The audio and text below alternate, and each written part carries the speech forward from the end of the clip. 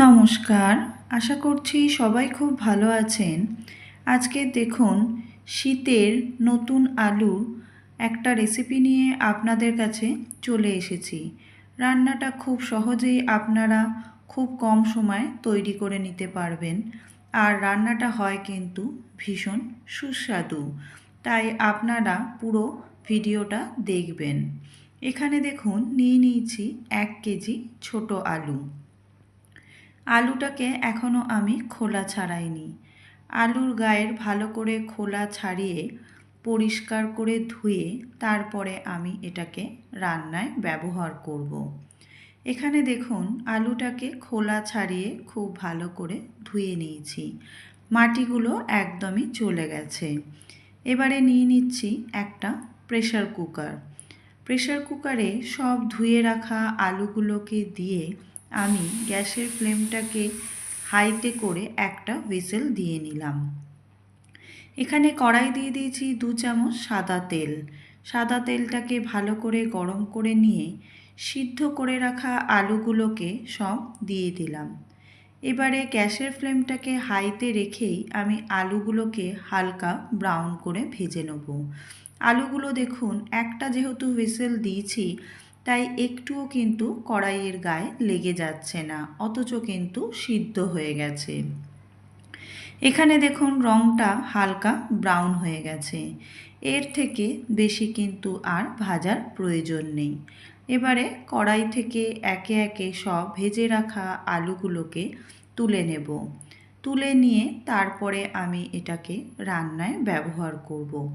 আলু শুধু সিদ্ধ করে নিয়ে রান্না করলে কিন্তু টেস্টটা ভালো হয় না। এখানে দিয়ে দিলাম 2 চামচ সাদা তেল। তেলটাকে ভালো করে গরম করে নিয়ে ফোড়নে দিয়ে দিচ্ছি রসুন কুচি আর কাঁচা লঙ্কা কুচি। তার সাথে দিয়ে দিলাম 1 চামচ গোটা জিরে আর কয়েকটা কারি পাতা। কারি পাতাটা যখন দেবেন গ্যাসের ফ্লেমটাকে কমিয়ে দেবেন, না হলে গায়ে তেল ছিটকানোর সম্ভাবনা থাকে। অল্প সামান্য একটু ফোড়নটাকে নাড়াচাড়া করে নিয়ে এর মধ্যে অ্যাড করে দিচ্ছি 2টো মিডিয়াম সাইজের পেঁয়াজ। সেটাকে আমি একদম ছোট করে টুকরো করে নিয়েছি।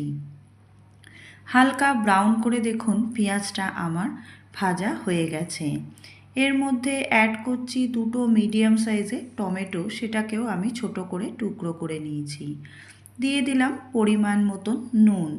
নুন দিলে টমেটোটা খুব তাড়াতাড়ি নরম হয়ে যায় আর খুব সুন্দরভাবে কিন্তু গলে যায়। এখানে দেখুন টমেটোটা একটু গলে এসেছে, এই সময় কিছু মশলা দিয়ে দিচ্ছি।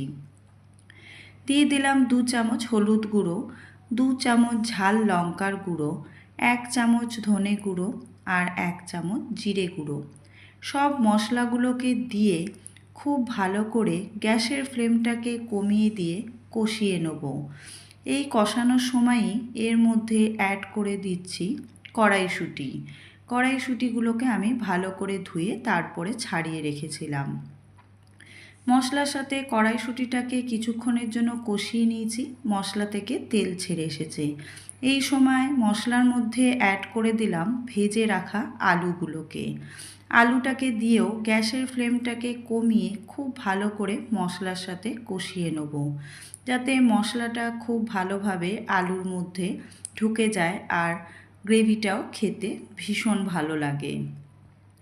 এখানে দেখুন আলুটা আমার অনেকটাই কষানো হয়ে গেছে, একদম কালারটা ব্রাউন হয়ে গেছে। এই সময় এর মধ্যে দিয়ে দিচ্ছি 1 চামচ আমচুর পাউডার আর 1 চামচ গরম মশলার গুঁড়ো। আমচুর পাউডার আর গরম মশলার গুঁড়োটা দিয়েও আমি খুব ভালো করে আলুর সাথে মাখিয়ে নেব বা কষিয়ে নেব, যাতে এর টেস্টটা আরও বেশি বেড়ে যায়।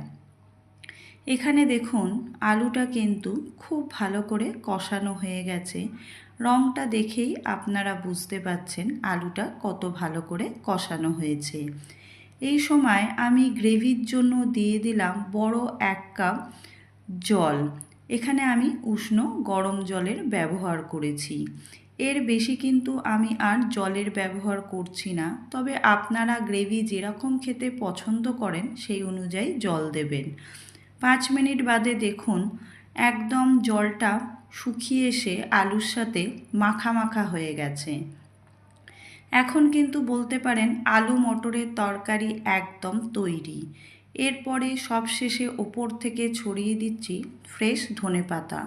ধনেপাতার পরিমাণটা আমি একটু বেশিই দিলাম।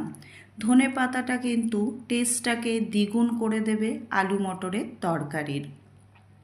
গ্যাসের ফ্লেমটাকে কমিয়ে দিয়ে ধনেপাতাটাকে খুব ভালোভাবে নাড়াচাড়া করে নিচ্ছি আলু মটরের তরকারির সাথে। এবারে গ্যাসের ফ্লেমটাকে বন্ধ করে দিয়ে সার্ভ করে আপনাদের দেখিয়ে দিচ্ছি আজকের আলু মটরের সবজি বা আলুর দম কেমন হয়েছে। এই রেসিপিটা কিন্তু রুটি, পরোটা, লুচি, নান সবের সাথেই খাওয়া যায়। তাই ডিনারে আপনারা এই রেসিপিটা বানিয়ে নিতে পারেন খুব সহজেই। যদি রেসিপিটা ভালো লাগে লাইক করবেন, শেয়ার করবেন আর কমেন্ট করে আমাকে জানাবেন আজকের রেসিপি কেমন হয়েছে। আমার চ্যানেলে নতুন বন্ধু হলে চ্যানেলটাকে সাবস্ক্রাইব করা সকলের কাছে অনুরোধ রইল। ধন্যবাদ। দেখা হবে পরের আবার নতুন কোনো রেসিপি নিয়ে।